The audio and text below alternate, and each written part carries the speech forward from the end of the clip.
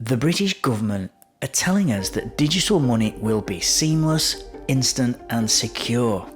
No more lost banknotes, no more dirty cash, it'll be just a tap or a scan or a flick of your wrist, and they're calling it the digital pound. It will be a modern solution for a modern world, but behind the polished branding, the smiling politicians and the reassuring nods from central bankers, something bigger is happening, and it's something that will redefine money itself. CBDCs, or central bank digital currencies, are being introduced across the globe. Now, at first, they claim that it's just a supplement to cash.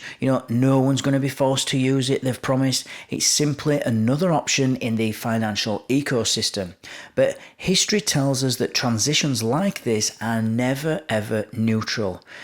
Cash, which was once king, begins to fade into the background. Shops stop accepting it, people stop carrying it, and soon using cash isn't just inconvenient, it's kind of unusual. And the real power of a CBDC isn't just its digital nature, it's in its programmability, because unlike cash, which is anonymous and unrestricted, digital currency can be coded and it can be controlled. And this control can be very helpful or concerning.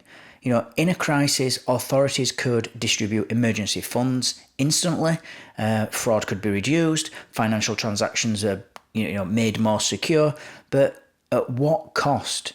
If money can be programmed to encourage good spending, then what happens when it starts restricting the bad? Because if you imagine a world where your spending aligns with government policies, your travel, your diet, even your entertainment, all incentivized or restricted based on central policies. So it's really efficient for them anyway. But it also means that money is no longer neutral. It's actually now a tool for shaping behaviour. And what happens when this digital currency becomes the only option? Cash is no longer viable and alternative payment systems fade away, then the digital pound isn't just a currency, it's actually the gatekeeper to economic participation. And with centralised control, what happens when dissent becomes expensive? When certain purchases are blocked, or financial independence is no longer a given. These are not dystopian fantasies. These are discussions that are happening now in real policy meetings among central bankers, regulators and lawmakers.